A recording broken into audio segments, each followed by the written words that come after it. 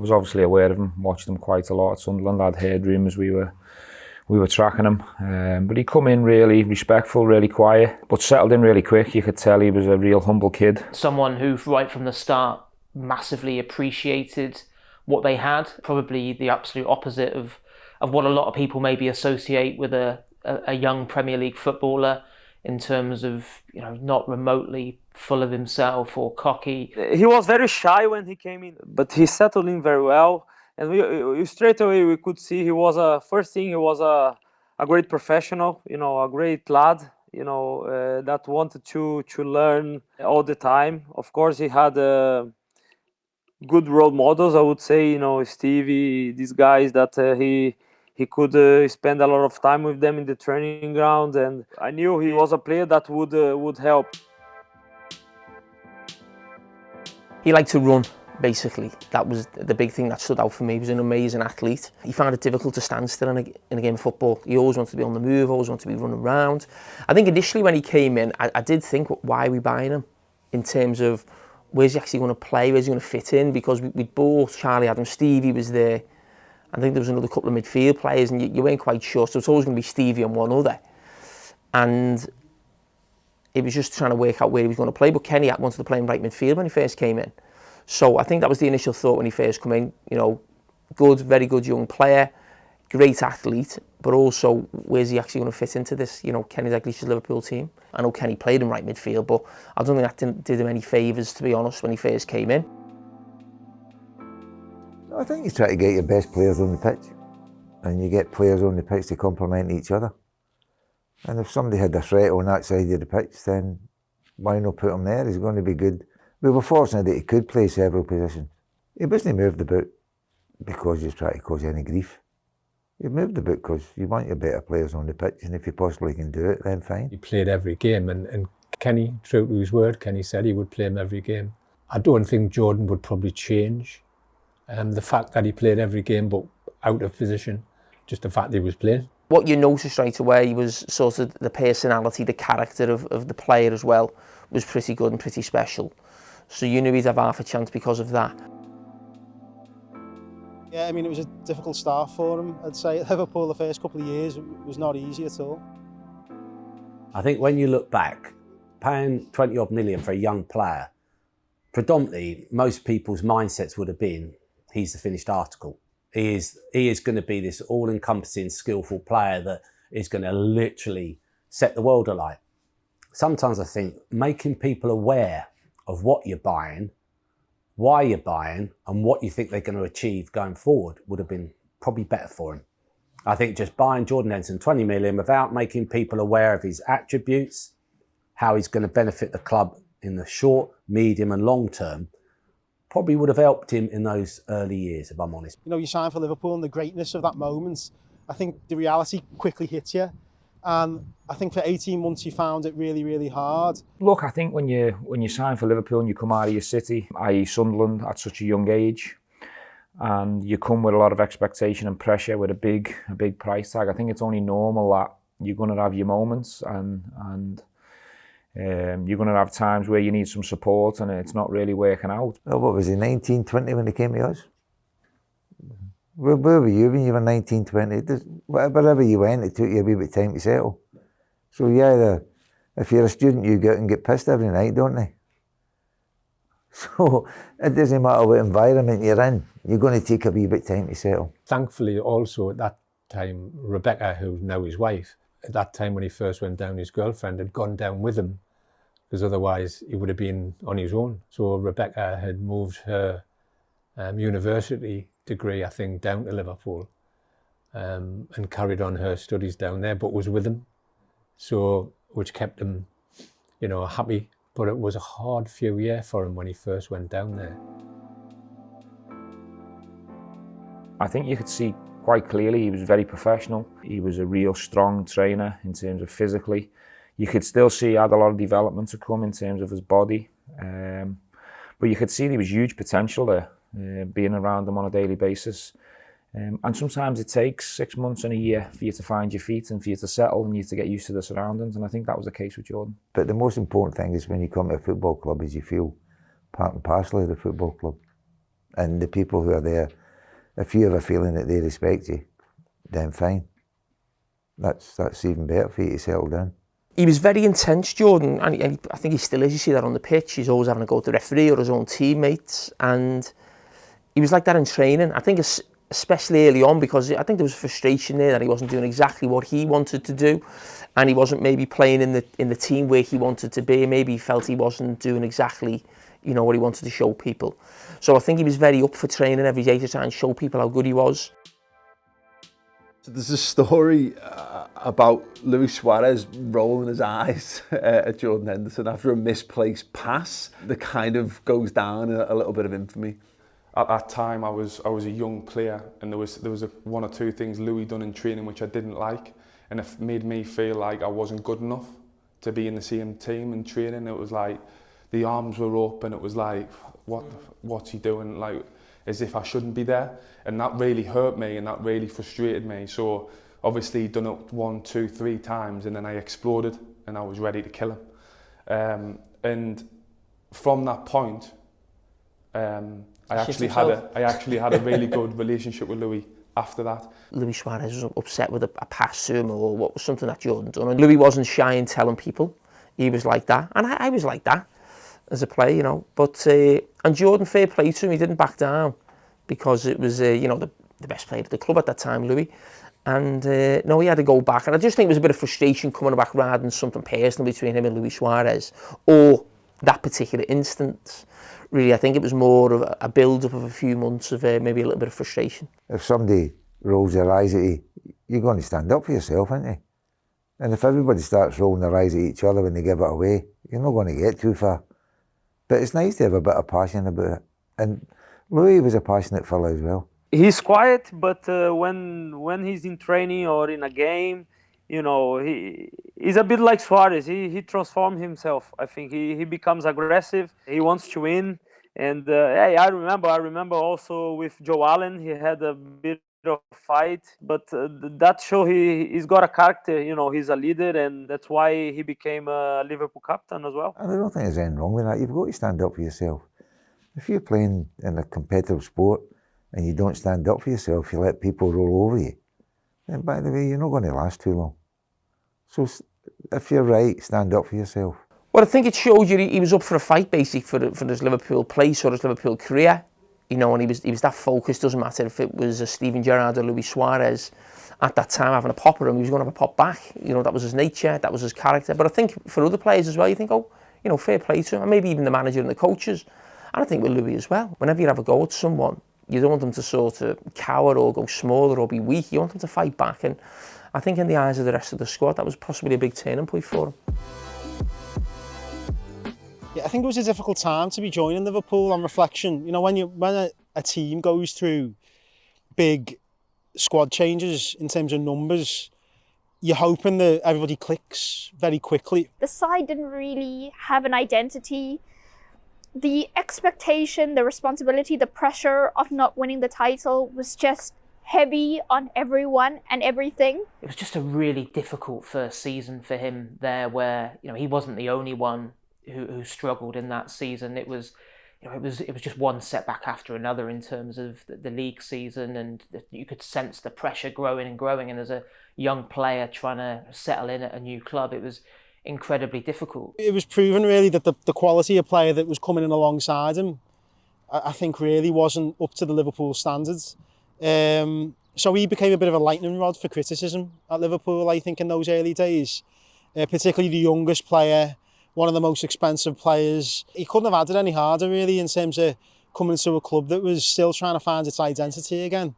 After, you know, years, I suppose, which predate Jordan's arrival of civil war, where the club totally lost its institutional memory.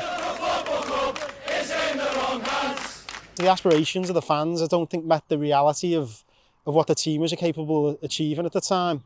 And in the summer of 2011, it didn't feel like that, because when you make loads of big signings at the same time, you think the good times are just around the corner. But sadly for Liverpool, that wasn't the case, and he bore the brunt, I think, of a lot of the criticism that came Liverpool's way that season. 11-12 ends up being a really weird season for Liverpool fans. We get to the two finals, winning the League Cup, but the league position is the thing. Liverpool don't feel any closer to getting back on top, and although it's obviously with a massive sort of heavy heart, and it didn't sit well with a lot of Liverpool fans at the time, it probably was about the right time for Kenny to move on. It was sad, but at the same time, if that's what they wanted to do, then fine. I never had an argument with them when they asked me if I wanted to go back. So why do you have an argument when you want to leave? I thought it was harsh, I really did, because you know, Kenny had won us a trophy, we got to another cup final. I think getting to those cup finals just stopped us getting to the top four. I know we ended up finishing 7th or 8th, but I just think the focus almost, not intentionally, but it just naturally just sort of focused on the cups, and the league then form was really poor, but we kept winning in the cup, and it was always, then we had the semi-final against Everton, so you can imagine league games around that then feels like lesser importance in some ways, and the cups just took over really, and I think that didn't help with, you know, the final league position and missing out on the top 4, because the top 4 for the club was everything, and that's why, you know, the owners got rid of Kenny. Another big change, new manager, new players, different system. He maybe felt a wee bit isolated because I'd signed him. Maybe the next guy might not like him, but I can't do anything about that. They can, with the performances on the pitch. Everybody spoke really highly of Brendan when he came. Great, not a great CV, but great potential. A few changes probably would happen, because it's normal when a new manager comes in. It's, you know, players go and new ones come in. It's normal. You know, I remember when Brendan Rodgers admitted to me that, you know, he was prepared to let Jordan go, and, you know, obviously gave him that opportunity that, you know, if you want to, you know, you can go to Fulham. I mean, it seems ridiculous looking back now that, you know, he was offered as a makeweight in the deal for Clint Dempsey. Brendan Rodgers felt that Clint Dempsey could offer more in the final third than Jordan Henderson was, that he was more experienced and ready to take Liverpool to the next level than Jordan was. Initially, you know, you move Jordan out and you get someone who's got a bit of physical presence, good in the air, he's aggressive, he can get goals basically, and trying to bring more goals into the team. But it seems a mad one now. He didn't have a bottomless pit of money to play with, and Jordan Henderson was obviously quite, you know, his stock was still relatively high, his money, you know, he was a high profile signing the summer before. Liverpool spent a lot of money to get him.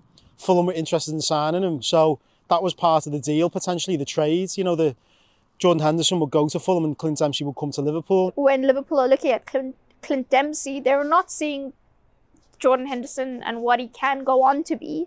They're looking at then and now. And like I said, not winning the title was influencing every sort of decision. So Clint Dempsey was that he's going to take us there closer, quicker than Jordan is.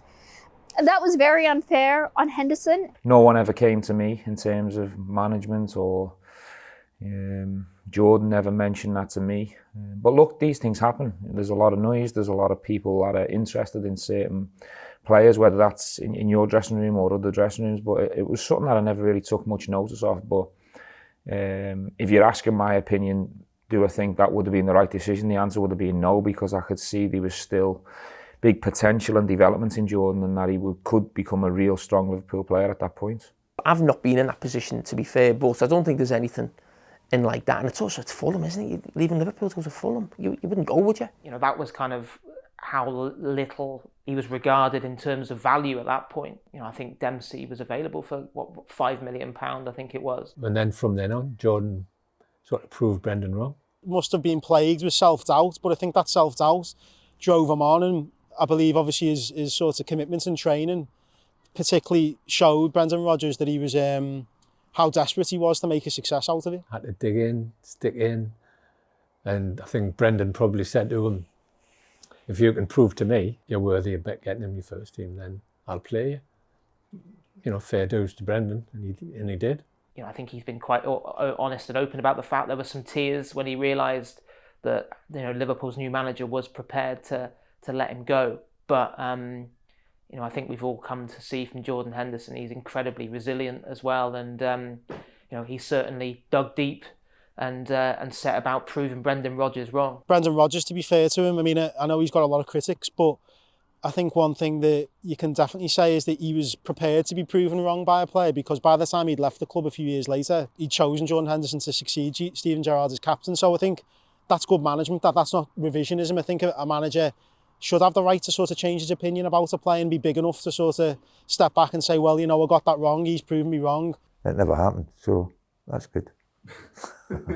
Taking a stand against Liverpool in that situation, which is very difficult as a player to do when a club is actively trying to get rid of you, to have the courage to say, no, you're not going to frame my career here. I'm going to control it from here on out. And everything he's gone on to do since then is just a credit to him. But I think it said a lot about Jordan, the fact that he didn't take the easy route. You know, that would have, I think a lot of people would have gone, well, this guy doesn't fancy me.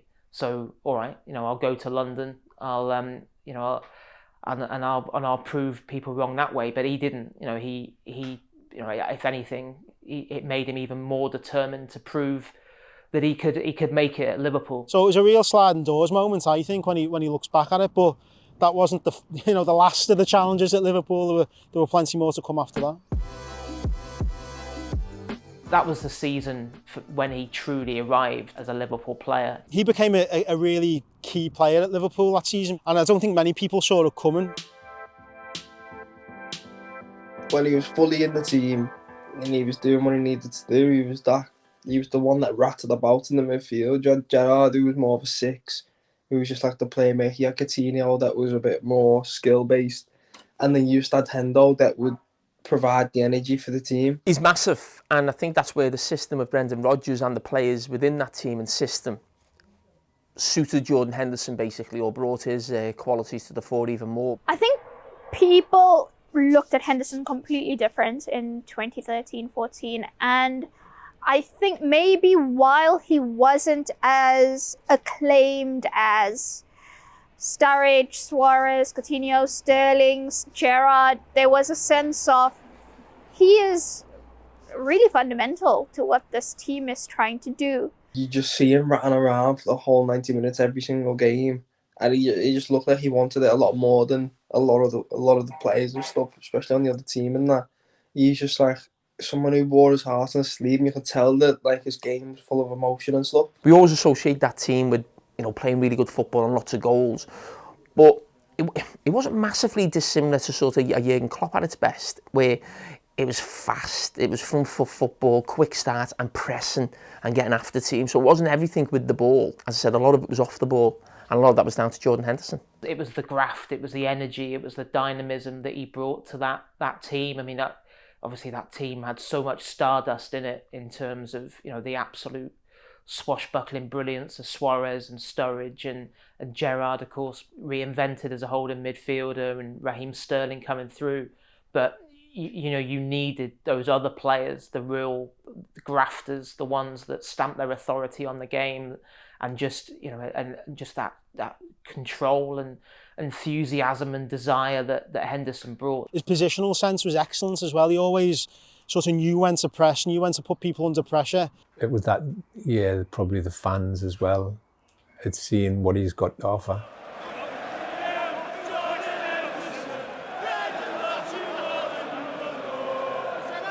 I think that was the first season when people who go and watch Liverpool, who sit inside the stadium, came to appreciate he's a really good player, this lad. You know, it's a bit different when you're watching it on TV and you don't necessarily see all the off-the-ball work that happens, but I think he got a lot of respect off the Anfield crowd that season because everybody could see exactly what he was doing on the pitch all the time. Do you know what? Now I've got absolutely no doubts about this guy. He is the real deal. Jordan Henderson's probably in the form of his life, winning over the fans who maybe doubted him and proving correct all the people who backed him the whole time. But the mad thing about life is you never really know what's going on behind the scenes, and the things happen in Jordan's life, yeah, absolutely something else. 2013, October, November, I think, yeah. I'd found a small lump on my neck, yeah. I got an appointment to see a doctor within a week, which I thought was strange because you don't normally get to see a specialist that quick. So this day I goes in and the surgeon, a young doctor, said there's no other way than really just to tell you that you've got some bad news. It's what I thought you had, you've got cancer. Well, I can't remember much after that. The cancer that I had was on the base of my tongue, at the back. I was quite a heavy smoker when I was younger, so that's obviously what it's been.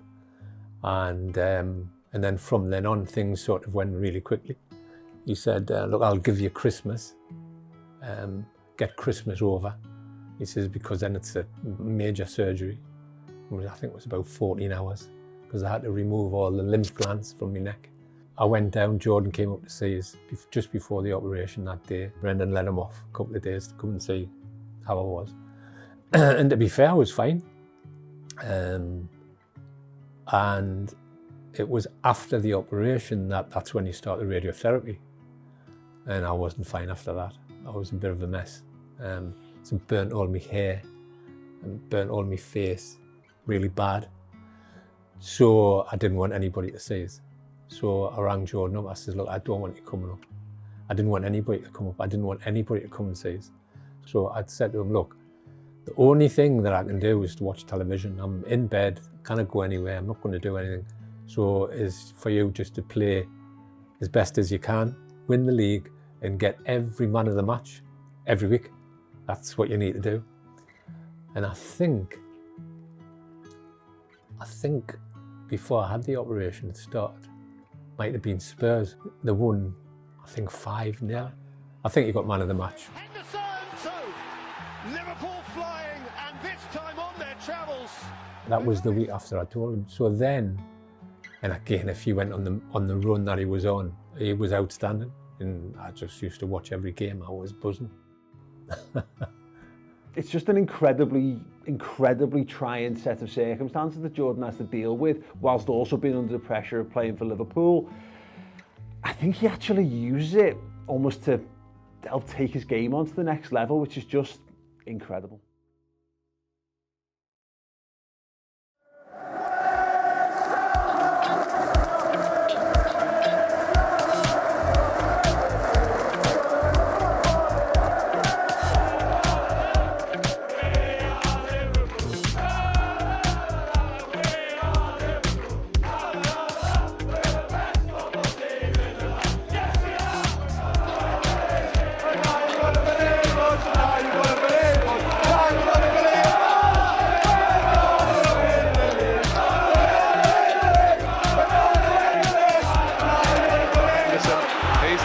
Oh, he's gone right through. He's in trouble. Right through Sami Nasri. Red card. Liverpool have 4 games left after this, and Jordan Henderson will miss 3 of them. Because of the character he is, he's intense on the pitch and he goes for something that he shouldn't.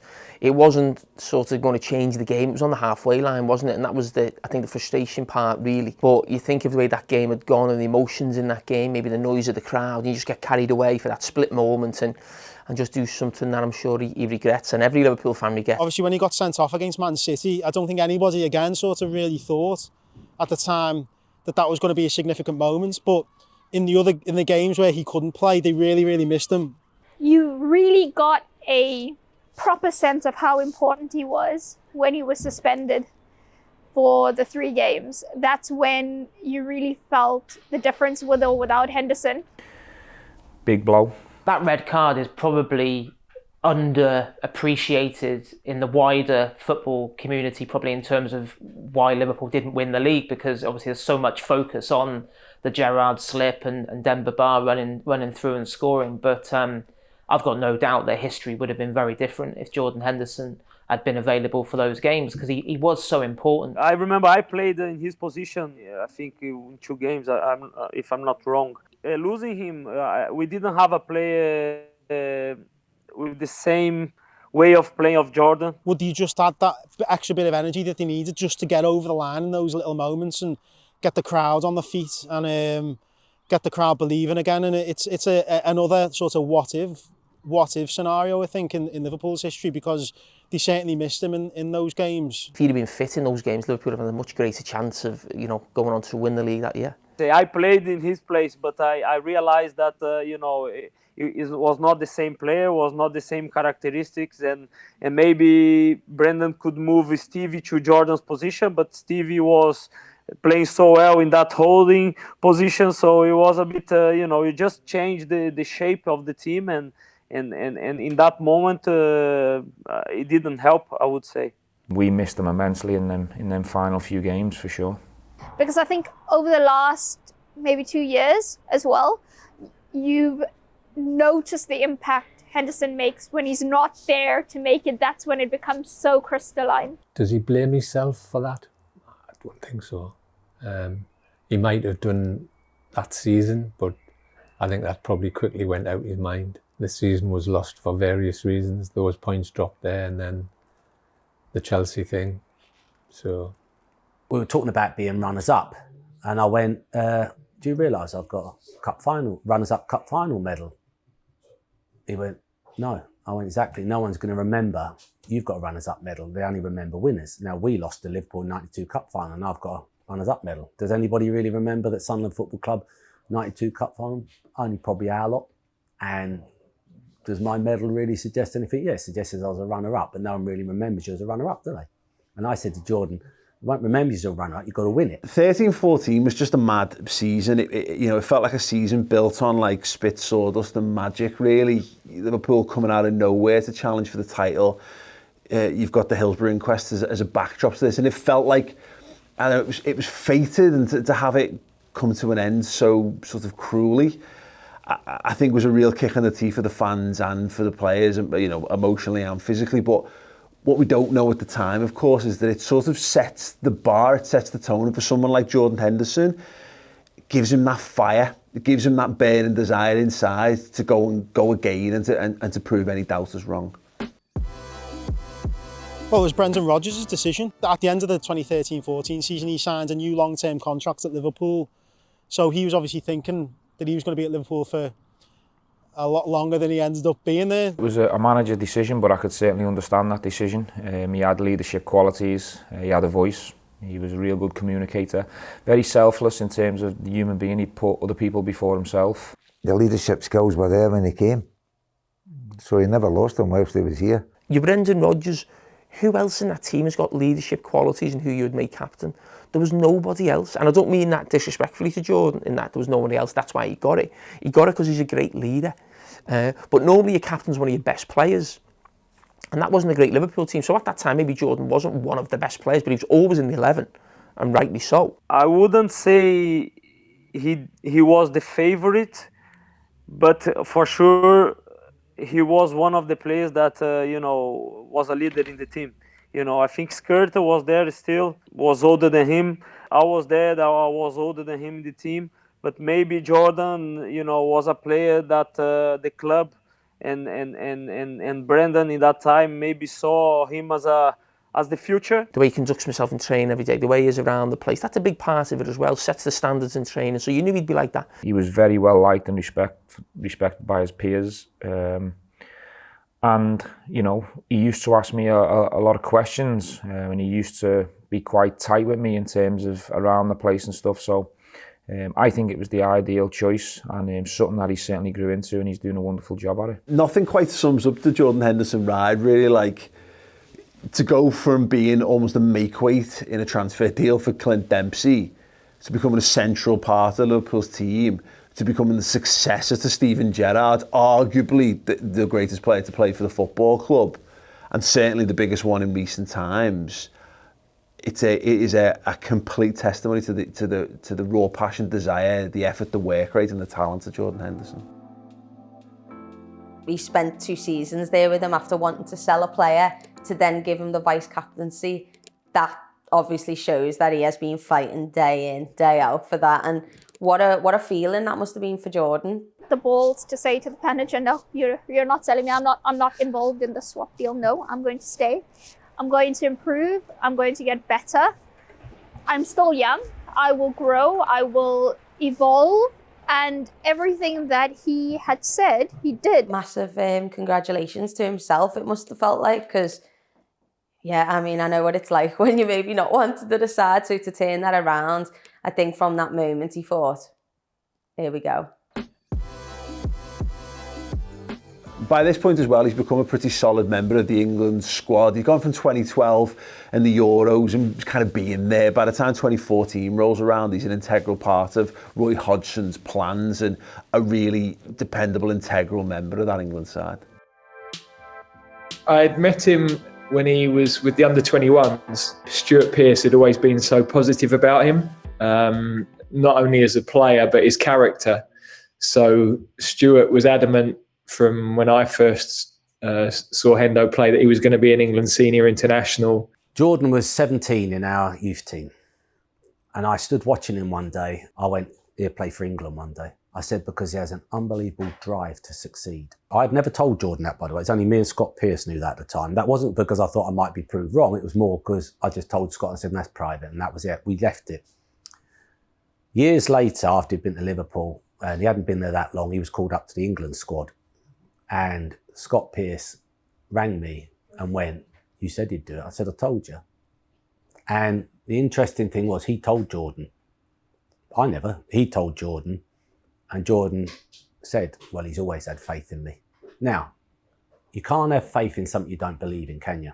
But I knew he would do it. It's not something that maybe resonates with a lot of Liverpudlians, but it's so clear when you look at Jordan Henderson just how important it is for him to represent his country.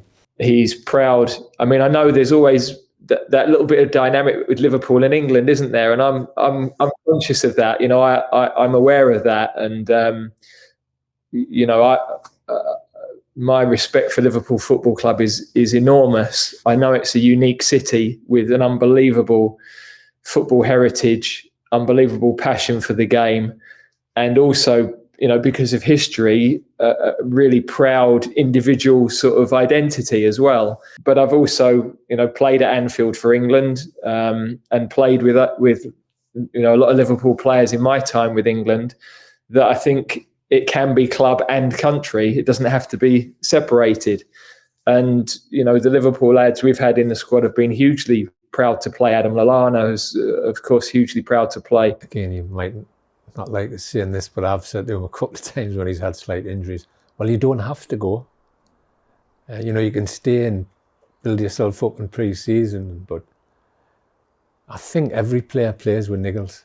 I don't think, it's very rare that every player is 100% all the time. Those who are successful are the players who manage those niggles, and they'll play different competitions and they know themselves, but Jordan would never not play for his country. He was in Miami with the England squad, and I was in Florida seeing a friend of mine who lived on the other side. Jordan's dad rang us and went, Jordan's in Miami, go and see him. I went, no, he don't want to see me. He's with the England team. He's too busy like that. He went, no. He said, meet him tomorrow in the hotel at such and such a time, or he might have sent me the message. So the next day, my mate, before I flew back, we went to the hotel, had a cup of tea with Jordan. And do you know what was quite interesting for me? I wanted to see what he was like with me.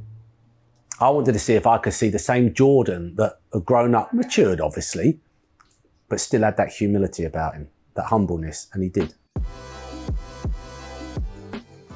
As a vice captain, he was always going to be captain unless somebody came along. I couldn't see how they could do anything other than give him the captaincy once he played the way he played that particular year and the year before. The club showed one more time how much they trust him, you know, and how much they saw him as a leader and for the future, taking the team back to winning ways. It needed a strong sense of leadership and maybe a quieter leadership, which is what I describe Henderson as having. I don't see that Jordan changed, you know, because he had the armband. He always been like this. Of course, when he first arrived, he was only 20 years old, and it's normal, a bit shy, and you know, you listen more than speak.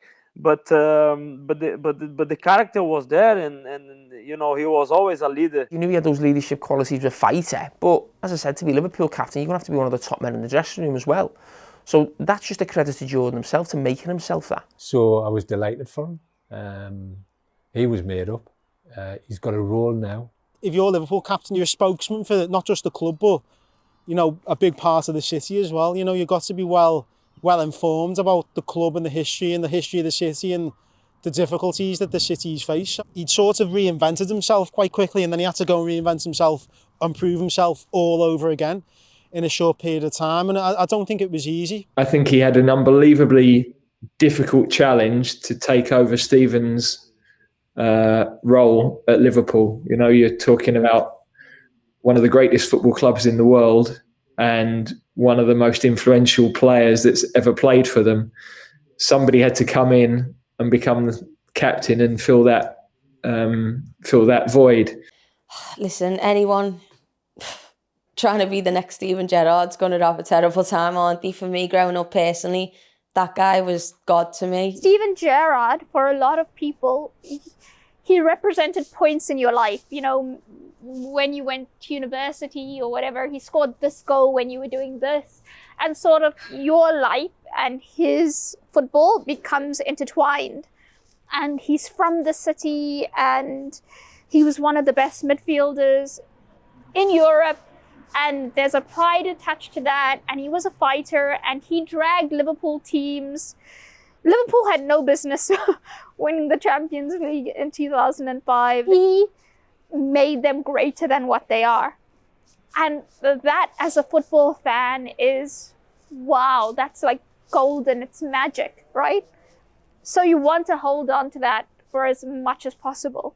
And to succeed him, you know, the local player, absolute hero, it was like Superman. It was a massive, massive ask for him to be able to go and succeed Steven Gerrard and just replicate some of the things that he was capable of doing. This sense of he's not Gerrard, and it was like, well, of course he's not Steven Gerrard. No one else is Steven Gerrard. Whether that comes from maybe, you know, people talk about Jordan maybe not being universally loved at the club when he first came in, or maybe from outside, but the comparison with Stevie, I just think, was daft. Very similar in terms of cities where we come from, our upbringing, similar family situations, really humble background. You know, I think we've got a lot of attributes in terms of how we played. We like to be obviously box to box, goal line to goal line. We like to try and get shots off. We like to try and cross the ball from that right channel. We always looking to play with our head up. He's certainly got probably more energy than me, covers more ground than me, if you like. Maybe I've got certain strengths on him, but you can certainly see why people compare us, because I was the captain and he obviously inherited off me. But very different players, but playing obviously similar positions, which you know, you've got to try and do similar things naturally. Stevie's a captain who leads by example because he's that good a player. He was world renowned, as I said. He was an icon. He was a local player as well. Even when things weren't going well for Liverpool, you could always hold on to the fact that Steven Gerrard was Liverpool's captain. You know, that kept me going for years on and kept players going as well. No one could replace Stevie as the player. You know, could someone be a better captain than Stevie? Of course they can, because, you know, Stevie was someone who was as a great captain in terms of leading by example and his performances. He wasn't a baller or a shouter or nothing like that, but he just had that presence, Stevie, because of how good a player he was. So no one was going to have that presence or have that ability on the pitch. It was impossible, really. So I think what Jordan is now, I think Jordan's a great captain, really. He's nowhere near, obviously, the player Stevie is. But in terms of captaincy, he's right up there alongside Stevie, because he's had to almost do it a different way, because he didn't have that presence, he didn't have that ability that everyone was in awe of, you know, on the training pitch and in games. Everyone looked at Henderson and thought immediately, well, he's not Steven Gerrard, he's never going to be Steven Gerrard. And that actually was the whole point. He didn't need to be Steven Gerrard because he's excellent at being a very different captain. He became a much better player when Gerrard wasn't there, I thought, having watched him from a distance, because all of a sudden the responsibility was mostly on him rather than being carried by somebody else, and he was sort of chasing around, filling in gaps behind him. I think he grew an awful lot when Gerrard stopped playing. I think the captaincy at Liverpool, because it's such a big deal and a big role, it naturally brings you out your shell. You naturally have to speak more, you come out more in the media, you get a lot more attention, and it's how you handle, and I think he's handled it extremely well. I think he's also took on the extra responsibility on the pitch that it brings, where you have to get your game to a certain level for everyone else to follow. Otherwise, people point fingers pretty quickly. He slowly but surely put his stamp on that position, and you speak to any of the players at Liverpool, and he's just a different type of leader. You know, I think he's not a big ranter and raver. Of course, he'll call people out when needs be, but you know, he is someone that just absolutely commands unwavering respect and admiration from each of his teammates. And you know, when he speaks, people listen, because he is the absolute model professional. The way he lives his life, the way he conducts himself, the way he speaks to every staff member at the training centre, whether it's the people in the canteen or the guys on the gate. The way that he conducts himself every day, that rubs off on everyone around him. He takes his responsibility of wearing that captain's armband for Liverpool Football Club incredibly seriously. I think he's done it brilliantly, Jordan. Obviously, you've got a responsibility on the pitch when you're playing the games, but it's the leadership qualities off the pitch that I think are important. The small things, like when new signings come in, making sure that they acclimatise, that they feel like part of the group. He took that on quite quickly and early. I mean, he'd always speak to me in terms of just little words here and there of encouragement and just making sure I was on the right path and that. But I wouldn't say early doors we had the relationship where it was where it's at now. But he'd always be there to go and speak to, and he'd always let us know that he was someone that we could trust. If we had any issues at a club level, Jordan was the guy that you would go to. There's no ego around him and captaincy. He wants people to state their opinion, to say how Liverpool can improve, to be critical of a performance or, be critical of a teammate in a constructive way that can help move the club forward. And I think that's a rare thing in football, that you have a captain who doesn't have an ego about being the leader of the team. Very open, honest and encouraging. If you listen to Liverpool when they play, he's the loudest player and he's a moaner as well. I remember when I played, I used to hate playing with moaners, but I realise how important they are on the pitch. And he's on it all the time. Any little mistake, any little stray pass, a pass that's not sharp enough, he's on it. Exuded leadership, and I saw him grow into that as the team, and the expectations on the team grew larger. 2017, 18, 19, and into 20. Jordan's role was one to make sure that everybody understood on the team the Liverpool way. Everybody understood how they should act as a Liverpool player when you put that red shirt on. You also have a duty and responsibility to the team. Yeah, your team comes first, but you can't let the actions of the manager to make you captain affect your game. Just be what you are. Don't try and be something else, and what you did before is why you've got it. So don't try and change that. Just be yourself and play. Because sometimes you get captains going in and they maybe think that they've got to do something different. Or what would the captain do? Or he'd shout or he'd do this. And if that's not in your nature, you can't do it. And the most importantly, you can't let it affect your performances.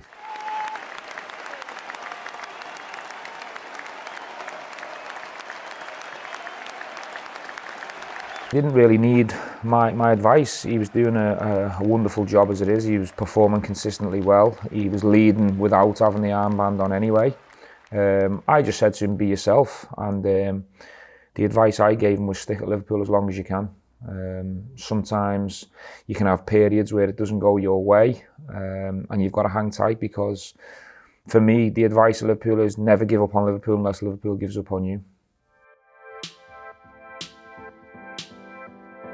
So in the summer of 2015, EA Sports decided to do a public vote to decide a number of regional cover stars for FIFA, and lo and behold, Jordan Henderson makes it into the mix.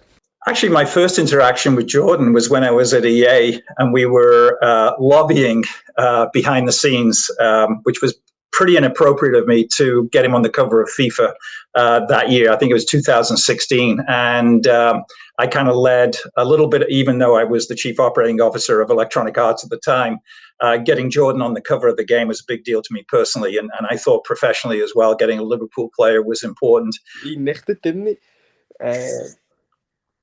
Yeah, he brings it up. He still brings it up. Because obviously I play FIFA and that. So like when I say, oh, being on FIFA, he was like, well, you haven't been on FIFA, have you?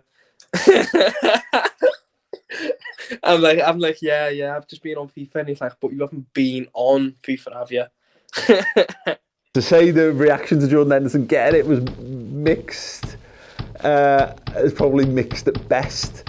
It's funny because, you know, the players that have graced the cover, they haven't always been the best player on the planet at the time, but look, football fans love a good whinge online, and I think, you know, given the rise of Jordan Henderson over the years, there's been far worse players at that time that have played and been on the cover of FIFA.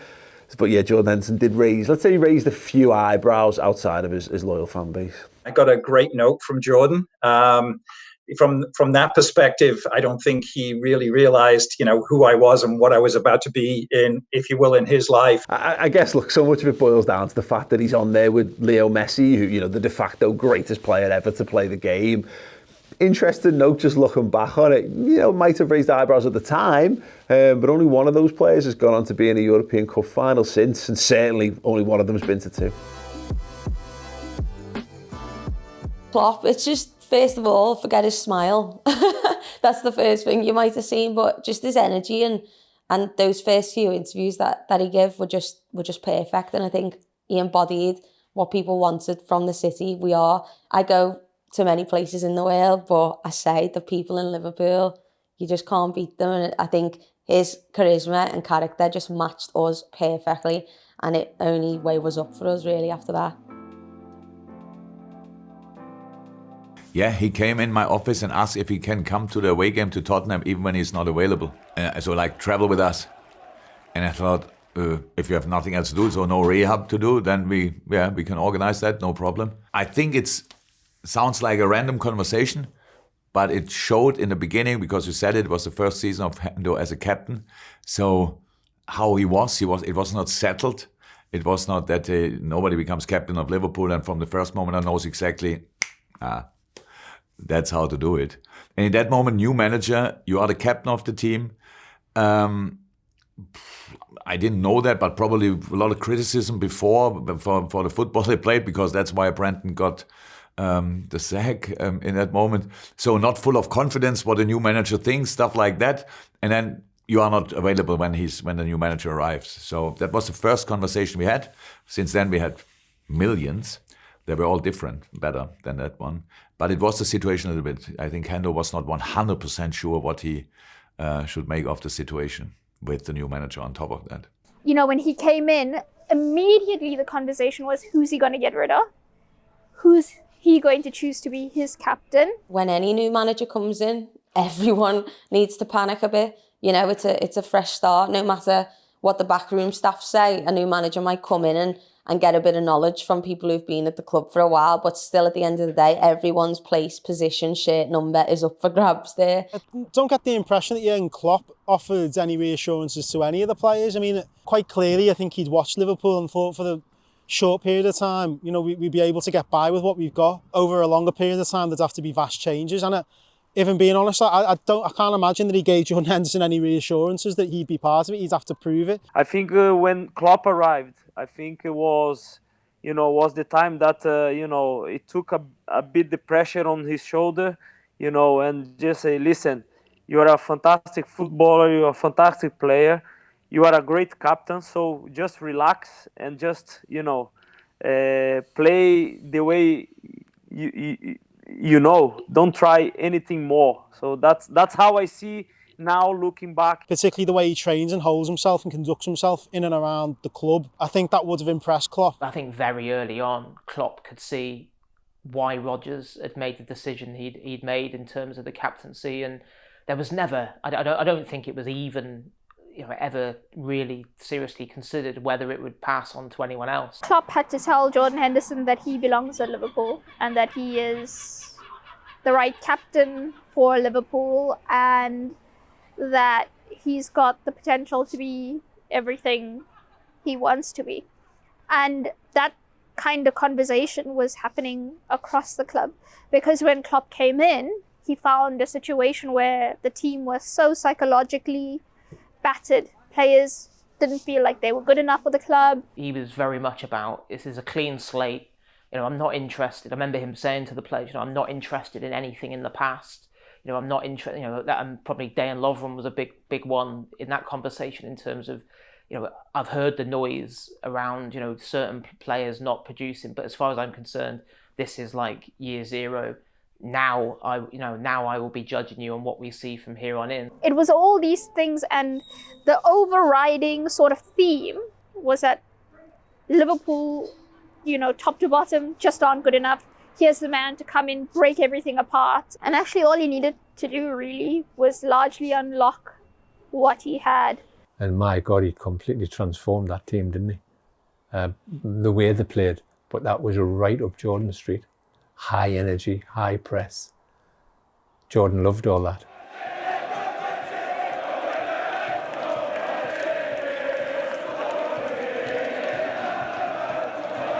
We had such a tough season as well, so we pretty much came on 3 wheels into this final, played an awful lot of games that year. We had exactly the 3 midfielders that were available, they were on the pitch pretty much. Hendo came in the last second. It wasn't a squad I think expected to come on. But when you are in this mood, and how the story of the game was obviously not made for some thank you things, so we had to try to turn it around, which didn't work out that night in the European League final. And so it was a tough night for all of us, for him as well. So it was just bad luck in that moment. Too many injuries and Hendo as well. So reasons why it didn't work out.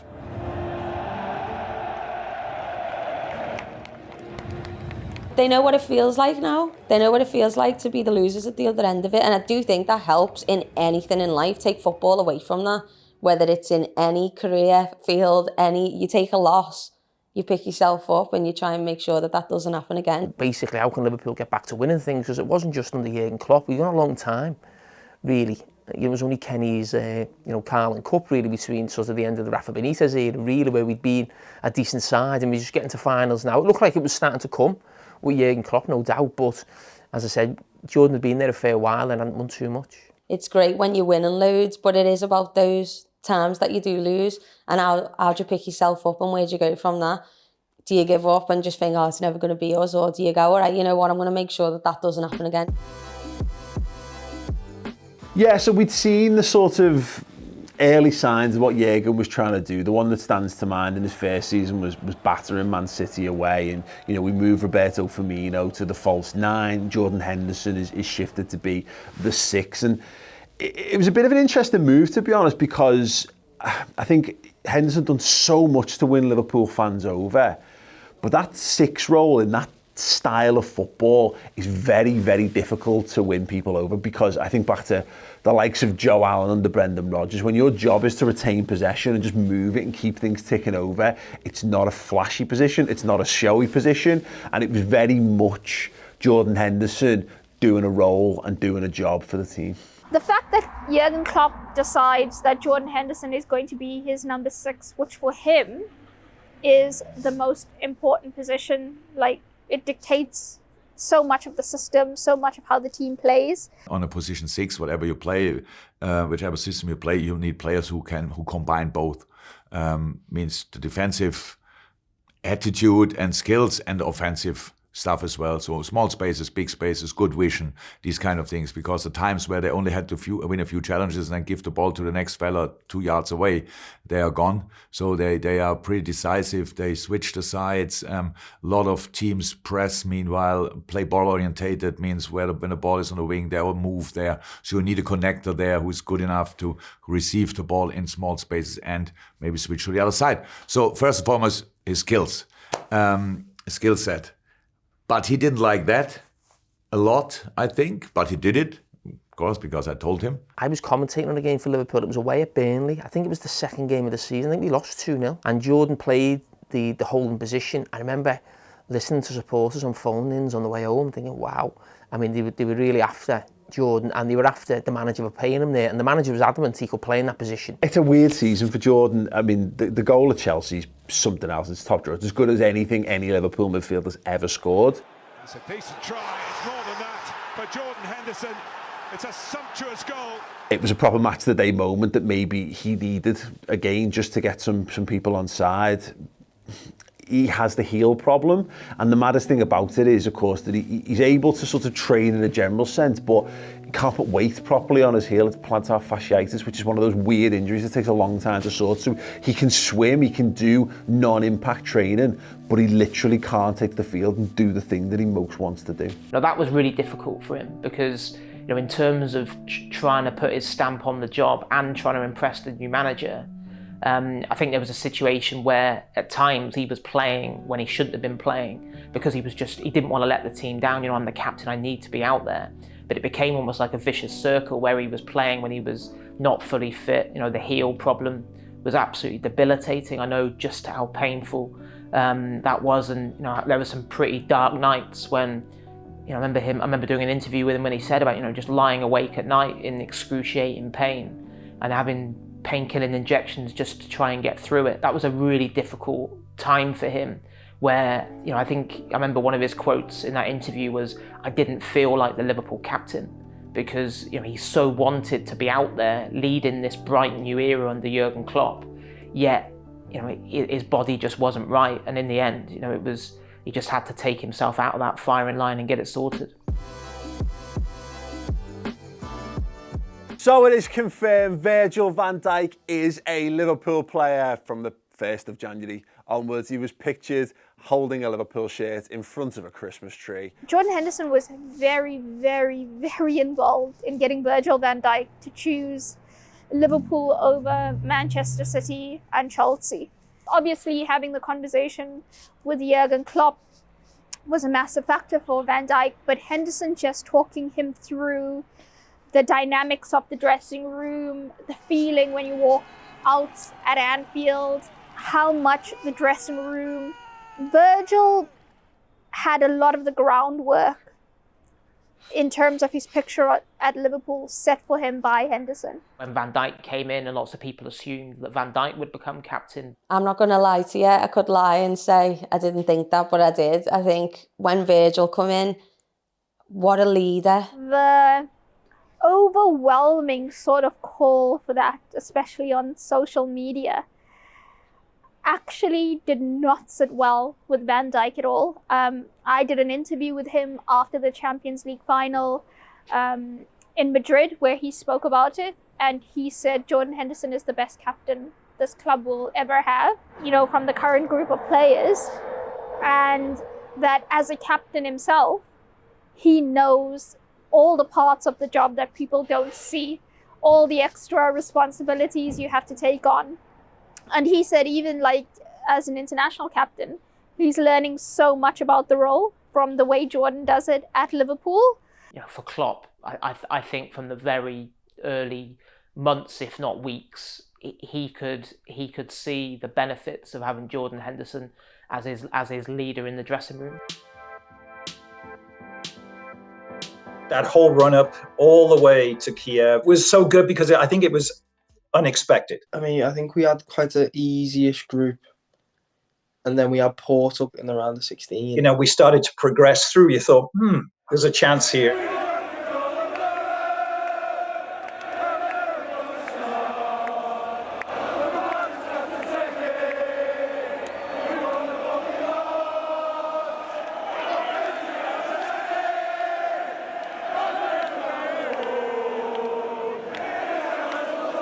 Season when they got the 100 points and everything like that, and were nearly unbeatable in that season, so it was kind of like, this is going to be tough.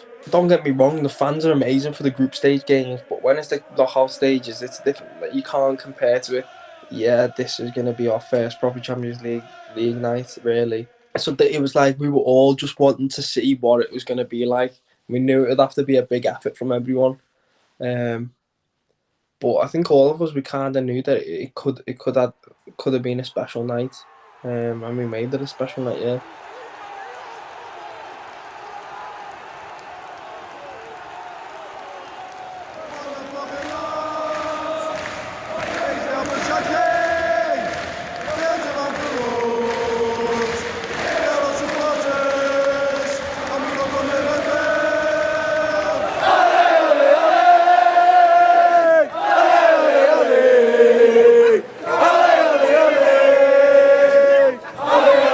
City away, I'd probably say one of my favourite away games, that is for sure.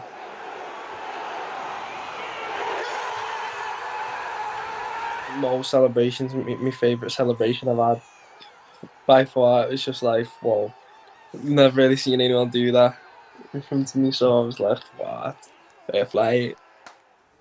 Okay, 24th and 25th of April. One of those dates Liverpool will play Roma at home.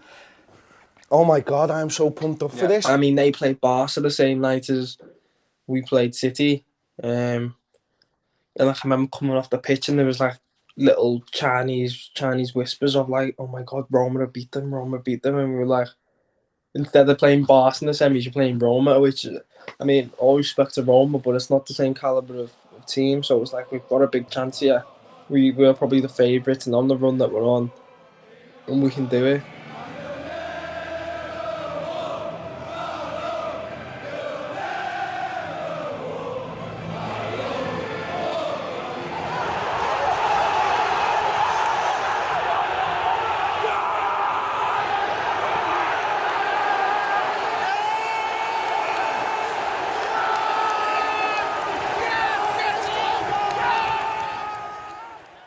I think it's the only bad game at Anfield Ali's ever had, really. And he couldn't get near. He couldn't get near any of the goals himself. But yeah, I think that ended 5-2, and then I think we kind of knew we were going to go through. Made hard work of it, but I think we knew we were going to go to the final.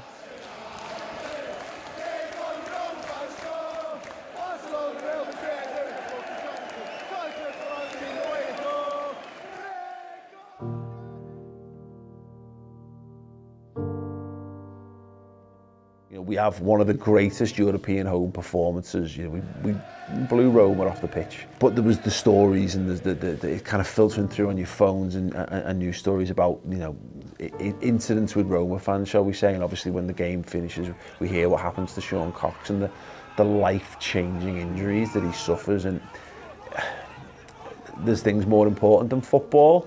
No one should go to a football match and have to go through an incident like that. It was absolutely heartbreaking. I never saw the game. I saw the back end of the game. The only goals I recall seeing were the 2 Roma goals towards the end.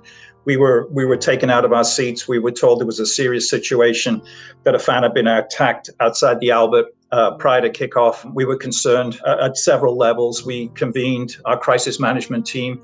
So all of the executives that were present there and working with the authorities, making sure that the police had all the cooperation they needed to build an extraction plan for what we believed were the perpetrators of the crime. It just shows you how life can change. You stood there with your brother outside the Albert like you've done, like we've all done, waiting to go in.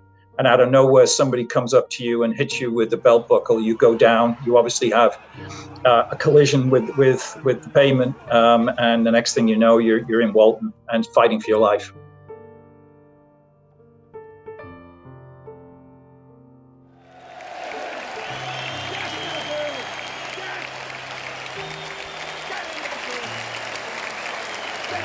That was Hendo, innit? I think we were always planning. I don't know. I think he was always planning on doing something like that, just to show support and show support to the family and the tough time they were going through and stuff like that. So that was always going to be kind of the plan. And then I think he took it upon himself to go and get the banner and hold it in front of us and just show a signal of how much support that the family and friends of him have got, and him himself, obviously. Jordan, Andy Robertson wanted to make sure that banner was shown. If you remember Roma, you were off to the corner there, and the euphoria of knowing we got through the Champions League final. But it wasn't lost that we also needed to pay homage to one of our own.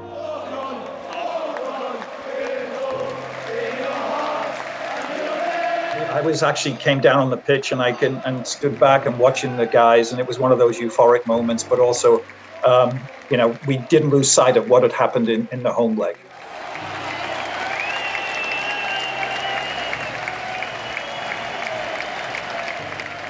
And then one of the greater moments was welcoming Sean back to Anfield. I think it was for the Man City game, and being able to take him down in the tunnel and to see Jurgen, and again to Jordan.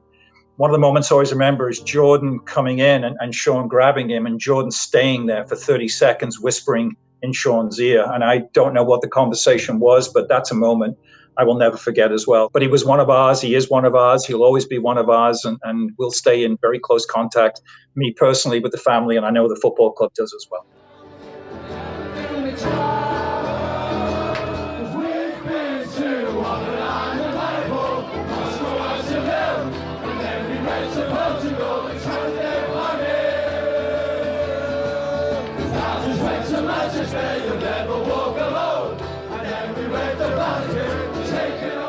It was a lot more of an event than what I thought it'd be. I just thought I'm going to play another game of footy, but you realise in a lead up how big it is in terms of like you've got a full day of media, how much people talk about it, and like when you're in the moment, you don't really understand how big of a game it is. You tell yourself it's not, it's just another game, which it is. It's just one game of footy, 90 minutes, and whoever wins, wins. But like even, I just remember like even being in like my room at like midday, one, and just thinking like, in like 9 hours, my dream could be true. I could be a Champions League winner, yeah. In like 9 hours, this is mental. And like not being able to like nap, I was just there, just staring at the ceiling, just thinking, what can happen? Jordan's never ever been nervous about a football match, honestly. Sometimes I don't know, not just him, it's most of the players this day and age, they're so used to playing at such a high level, you know, with either the country or with Liverpool being in the Champions League now on a regular basis. The first 2020, until Mo got injured, we were well in the game. I mean, I'm not blaming Mo's injury for the reason we lost, but I think that was a big momentum changer for us. Up until the point that Salah gets injured, they are by far the better team on the pitch. I'm convinced, had that not took place on Mo Salah, that would have been a different result. The circumstances wasn't that Liverpool lost in Kiev because they just weren't good enough. It was a lot of nonsense happens in football, and a lot of nonsense happened in that 90 minutes that didn't go in their favour. You can't go to a Champions League final and have a goalkeeper put in a performance like that. I don't think anybody could say anything Karius after that, could they? But he went over. If you remember the game, he went straight over to him and sort of embraced him, and the kid was devastated. We got here together. We've gone out in a very painful way, but we've done it together. There's no one incident that's responsible for it. Like any good captain, you console your players. You know that you'd given it all. You're playing against one of the world's top clubs. You put your arm around them, and I'm sure words like, we'll do this next year, were spoken. And sometimes you say that to console people, but I think in this particular instance, like any good manager, Jurgen said, we're going to learn from this. And obviously they did. It's at times like that when Jordan Henderson really comes to the fore, because you can guarantee that, you know, he would have been, you know, amongst the first players to say to Loris Karius, you know, this is not on you. Nobody is blaming you for what has happened here tonight, and providing support and advice through a really tough period. I mean, and you know, so many players have talked about that themselves, that when they've had tough times, when, you know, whether it's Joe Gomez suffering a bad injury or Van Dijk, it's always been Jordan Henderson who's there. You know, it's what can I do to help you? I think as well, what he understood that was Karius needed to just absorb everything on his own for a bit as well. When you know you've just done something that's really terrible, that's going to stay with you probably for the rest of your life, that's a memory that you can't erase, sometimes you just need to digest that on your own.